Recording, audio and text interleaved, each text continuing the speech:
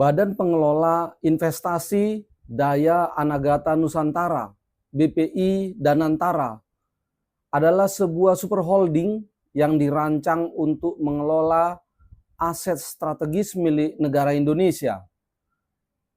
Badan ini akan mengelola 7 BUMN besar, yaitu Bank Mandiri, BRI, BNI, Pertamina, PLN, Main ID, dan Telkom. Total aset 7 BUMN ini diperkirakan lebih dari 9.000 triliun rupiah. Selain itu, BPI Danantara juga akan mengelola aset INA, Indonesia Investment Authority. Total aset INA sekitar 163 triliun rupiah.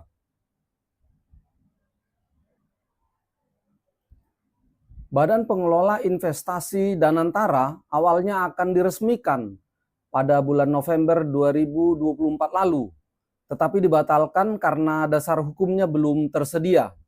Baru setelah Undang-Undang Nomor 19 Tahun 2003 tentang BUMN direvisi tanggal 4 Februari lalu, maka BPI Danantara memiliki landasan hukum dan rencananya akan diresmikan oleh Presiden Prabowo pada tanggal 24 Februari yang akan datang.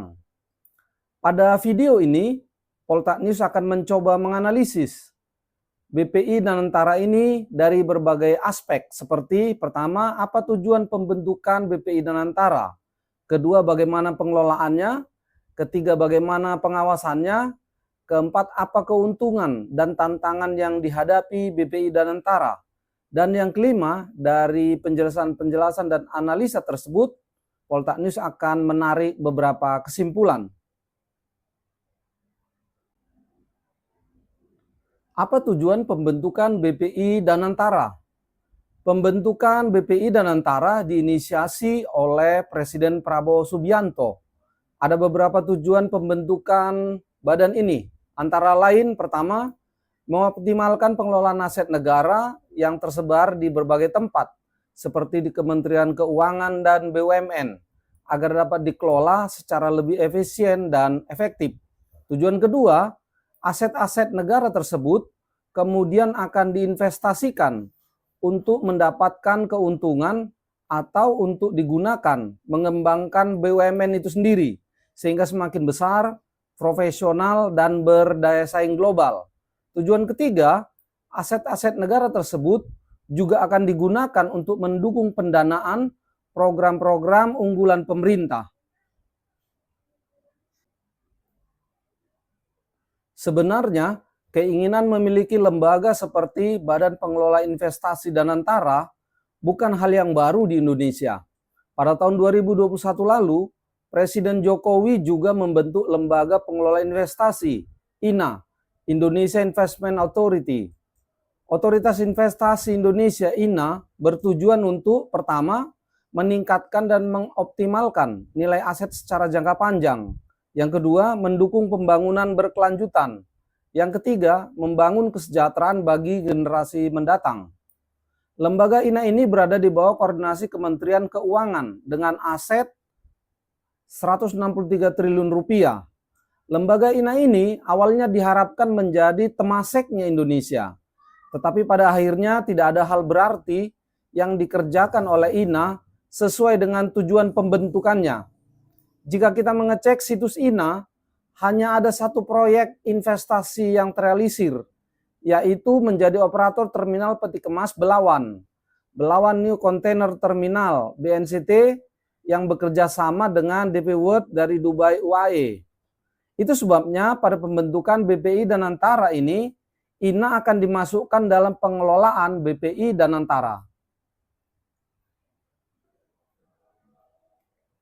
Dengan disahkannya Undang-Undang BUMN 2025, maka tersedia landasan hukum dan tata kelola BUMN oleh BPI Danantara, sehingga melaluinya diharapkan BUMN dapat meningkatkan kinerja dan berkontribusi maksimal terhadap perekonomian nasional. Ada beberapa poin revisi Undang-Undang BUMN 2025 yang ingin Poltak News bahas, yaitu pertama, penyesuaian definisi BUMN untuk optimalisasi peran.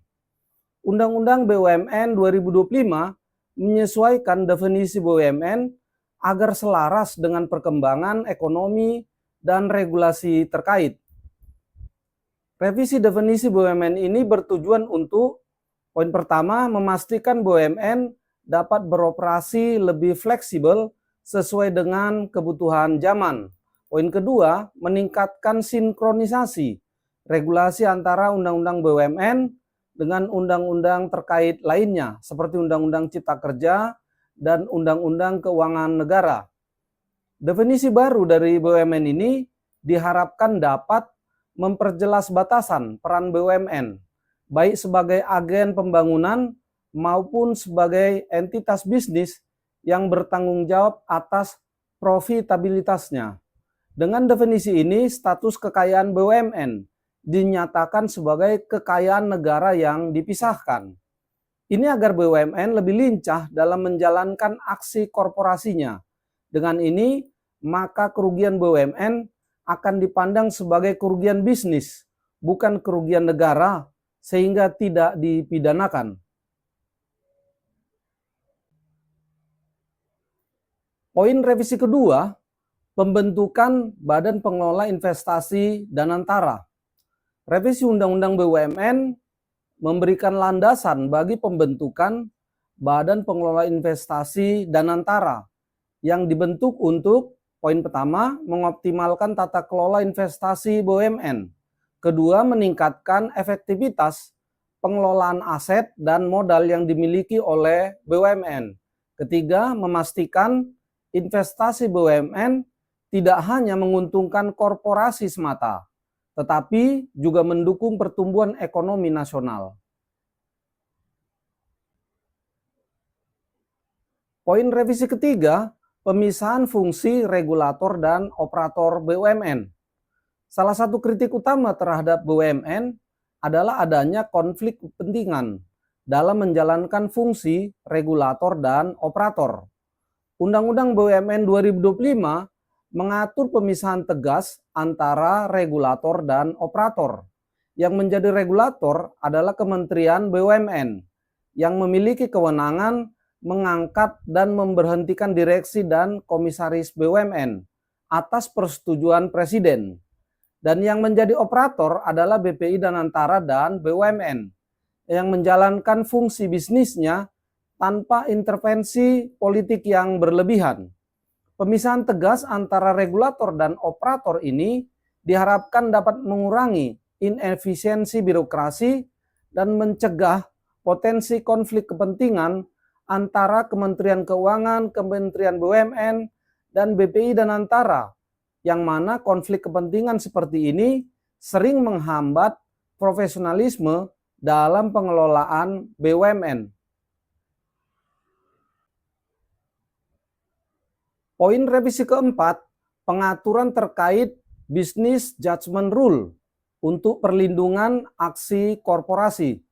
Undang-Undang BUMN 2025 memberikan perlindungan hukum bagi manajemen BUMN dalam mengambil keputusan strategis selama dilakukan dengan niat baik, didasarkan pada analisis yang wajar, tidak melanggar peraturan perundang-undangan.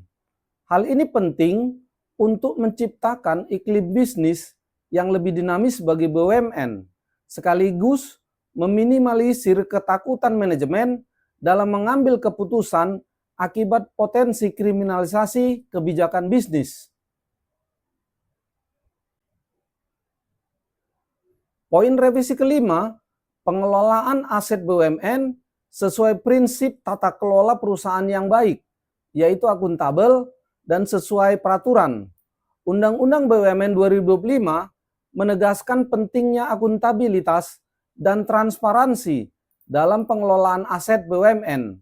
Prinsip utama yang ditekankan mencakup 1. Audit yang ketat terhadap pengelolaan aset negara. 2. Optimalisasi aset idle agar tidak menjadi beban keuangan. Dan ketiga, peningkatan tata kelola perusahaan, good corporate governance. Penetapan prinsip-prinsip ini diharapkan dapat mengurangi kasus penyalahgunaan aset negara atau pencegahan korupsi dan meningkatkan daya saing BUMN.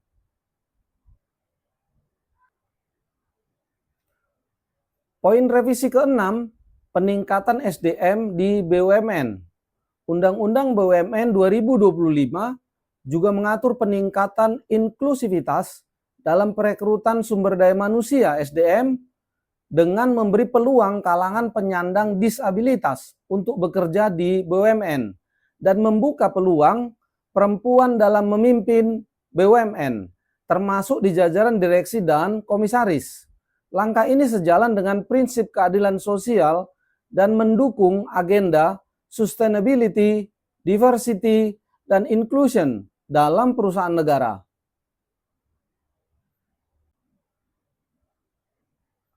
Poin revisi ke-7, regulasi ketat untuk pembentukan anak perusahaan BUMN. Salah satu permasalahan yang sering muncul adalah banyaknya anak perusahaan BUMN yang tidak efektif dan justru menjadi beban. Undang-Undang BUMN 2025 mengatur bahwa pertama, pembentukan anak perusahaan harus melalui persyaratan ketat.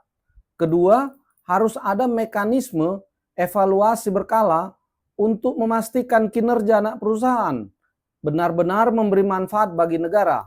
Ketiga, anak perusahaan yang tidak produktif bisa dibubarkan atau dialihkan.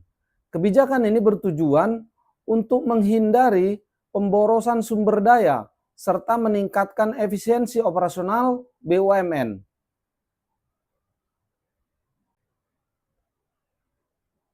Poin revisi ke-8, reformasi privatisasi BUMN. Selama ini, privatisasi BUMN sering menuai kontroversi. Undang-Undang BUMN 2025 diharapkan dapat memastikan privatisasi hanya dilakukan pada BUMN yang memenuhi kriteria tertentu dan bukan sekedar untuk kepentingan fiskal jangka pendek. Undang-Undang BUMN 2025 merinci kriteria dan mekanisme privatisasi BUMN agar tetap memberikan manfaat. Pertama, bagi negara dalam bentuk penerimaan dan hasil divestasi saham. Kedua, bagi masyarakat dengan memastikan privatisasi tidak merugikan kepentingan publik. Ketiga, bagi BUMN itu sendiri dengan adanya mekanisme privatisasi yang lebih transparan.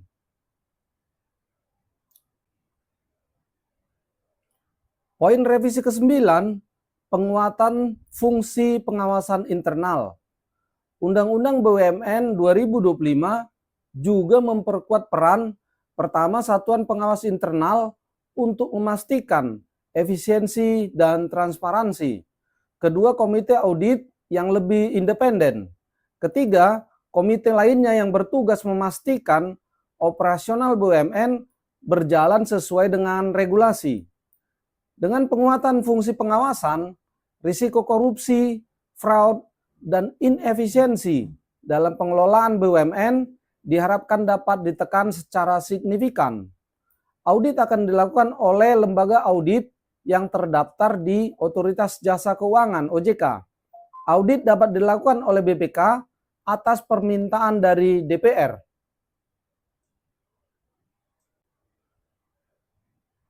Poin revisi ke-10, kewajiban BUMN dalam pengembangan UMKM dan koperasi.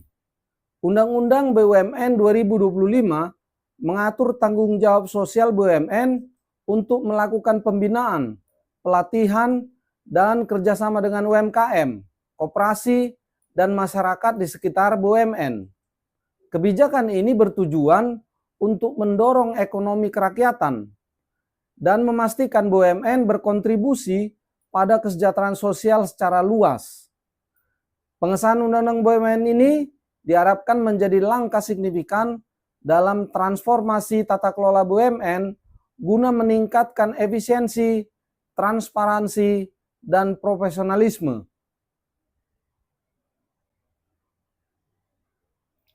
Pembentukan INA dan BPI Danantara merupakan gambaran bongkar pasang kebijakan antar pemerintahan Jokowi dan Prabowo. Bongkar pasang kebijakan itu sebenarnya merupakan hal yang biasa dan tidak terelakkan dalam suatu negara. Ini karena setiap pemerintahan punya tujuannya masing-masing. Hanya saja, bongkar pasang kebijakan yang terlalu sering dan menyentuh aspek-aspek yang fundamental dalam ekonomi akan menyebabkan pemborosan keuangan dan kemandekan pembangunan. Waktu dan tenaga habis untuk bongkar pasang kebijakan. Selain itu, bongkar pasang kebijakan yang terlalu sering merupakan tanda perencanaan dan tujuan program pemerintah yang terlalu sempit manfaat, tidak bermanfaat bagi masyarakat banyak, dan berjangka panjang. Pembentukan BPI Danantara hendaknya memperhatikan aspek ini, agar BPI Danantara tetap eksis dalam jangka panjang, sekalipun nantinya ada pergantian pemerintahan.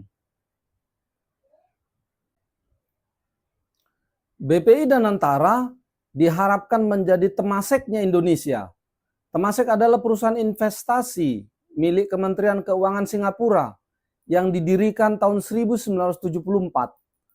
Temasek beroperasi secara independen, kecuali dalam hal penggunaan cadangan negara, harus meminta persetujuan Presiden agar pengelolaan asetnya tetap akuntabel. Selain itu, kinerja dan strategi investasinya diawasi oleh Dewan Direksi Independen. Temasek bebas dari kepentingan politik pemerintah Singapura. Temasek merupakan contoh lembaga investasi yang sukses mengelola aset-aset negara. Temasek bertujuan untuk memegang dan mengelola investasi secara komersial dalam jangka panjang. Per 31 Maret 2024, Temasek memiliki portofolio senilai 389 miliar dolar Singapura. Portofolio tersebut mencakup sektor transportasi, industri, layanan keuangan, telekomunikasi, media, teknologi, konsumen, real estate.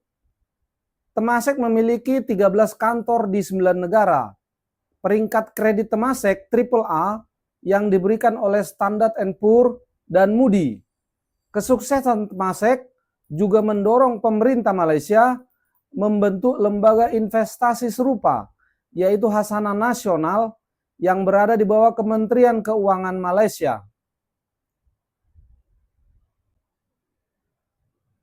Nah, sekarang apa keuntungan dan tantangan BPI Danantara? Ada beberapa keuntungan dalam pembentukan BPI Danantara, yaitu pertama, pengelolaan BUMN akan menjadi lebih terpusat dan terintegrasi. Keuntungan kedua, koordinasi antar perusahaan di lingkungan BUMN akan lebih mudah dan sinergis. Ketiga, pengelolaan aset-asetnya yang beragam bisa lebih efisien. Dan keuntungan keempat, pengambilan keputusan dan pembiayaan menjadi lebih fleksibel, sehingga semua itu bisa membuat daya saing BUMN di pasar global jadi lebih kuat.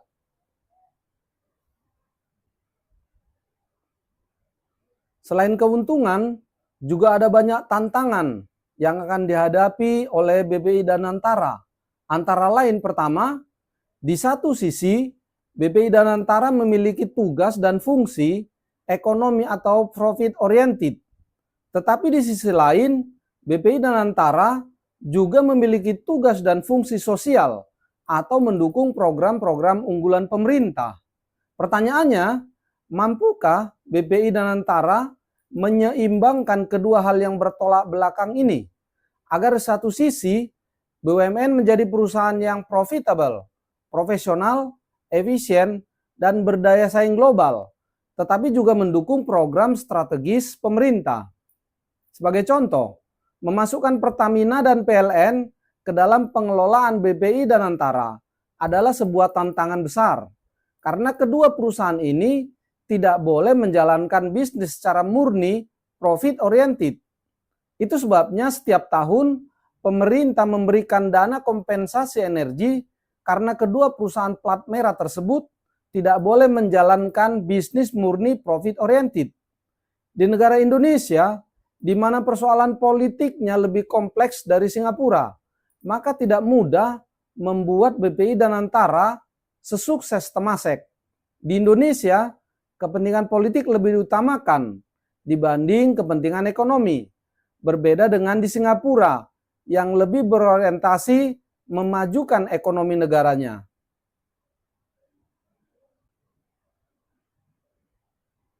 Tantangan kedua adalah kepemimpinan BPI Danantara. Mampukah BPI Danantara menjadi badan yang menguntungkan, profesional, efisien, dan berdaya saing global jika dipimpin oleh para politisi yang ditempatkan pemerintah dan jika keputusan-keputusan strategisnya dipengaruhi oleh kepentingan politik pemerintah? Seorang politisi tentu akan lebih mengutamakan kepentingan politiknya dibanding kepentingan bisnis. Sementara seorang pebisnis akan mengutamakan kepentingan bisnis dalam mengejar keuntungan.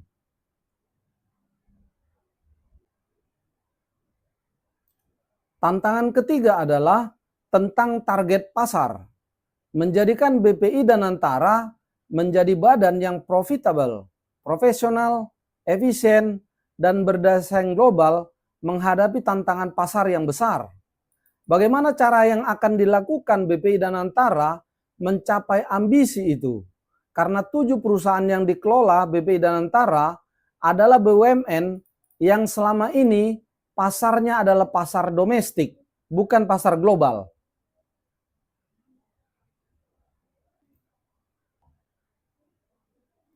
Dari penjelasan-penjelasan tersebut, ada beberapa kesimpulan yang dapat Poltak News berikan, yaitu pertama, seberapa besar komitmen Presiden Prabowo. Ada banyak hal yang direvisi dalam Undang-Undang BUMN 2025, seperti menyesuaikan definisi BUMN, pemisahan tegas peran regulator dan operator, meningkatkan efisiensi dan transparansi dalam pengelolaan BUMN, menjamin akuntabilitas dan pencegahan korupsi dalam pengelolaan aset negara, dan lain-lain. Tetapi di samping itu, ada juga kekhawatiran bahwa BPI Danantara akan kesulitan dalam menyeimbangkan peran ganda BUMN sebagai korporasi yang profit-oriented dan mendukung program-program unggulan pemerintah. Jika BPI Danantara dikelola oleh para politisi dan keputusan-keputusan strategisnya dipengaruhi oleh kepentingan pragmatis pemerintah, Poltak News berpandangan maka akan sangat sulit menjadi badan yang mandiri, profesional, transparan, akuntabel, dan berdaya saing global seperti adanya Temasek. Oleh karena itu, keberhasilan BPI Danantara menjadi badan pengelola aset negara yang profitable dan mandiri sangatlah tergantung kepada seberapa besar komitmen Presiden Prabowo untuk mewujudkan hal itu.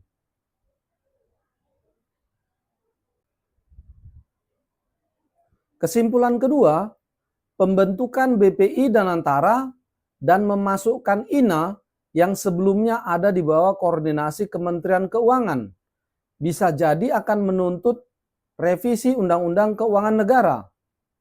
Apakah Kementerian Keuangan akan kembali menolak revisi Undang-Undang Keuangan Negara seperti pada tahun 2007 yang lalu? Jika revisi Undang-Undang Keuangan Negara ini dilakukan, memang dikhawatirkan akan membuka jalan tim Prabowo yang ingin memperbesar rasio utang dari batas defisit anggaran menjadi lebih dari 3% demi makan bergizi gratis. Jika ini terjadi, maka defisit anggaran akan menjadi semakin besar. Selain itu, revisi Undang-Undang Keuangan Negara akan membuka peluang bagi DPR, DPD, Mahkamah Agung, dan Mahkamah Konstitusi agar diberi kewenangan yang lebih besar dalam pengelolaan keuangan negara. Lembaga tinggi negara tersebut ingin mendapatkan anggaran sebesar yang mereka inginkan. Kesimpulan ketiga, redefinisi kekayaan BUMN sebagai kekayaan negara yang dipisahkan memang baik untuk mendukung aksi korporasi. Tapi harus ada batasan aksi korporasi yang dimaksud, agar jangan sampai aksi korporasi tersebut justru merugikan BUMN itu sendiri. Apalagi jika BUMN dipimpin oleh para politisi. Kesimpulan keempat, memperluas kesempatan bagi penyandang disabilitas dan juga perempuan untuk masuk dan menduduki posisi strategis di BUMN. Hendaknya ini bersifat afirmatif, bukan sekedar membuka kesempatan semata. Karena pada naturnya BUMN akan cenderung memilih orang yang sempurna dan laki-laki untuk menduduki posisi strategis tersebut.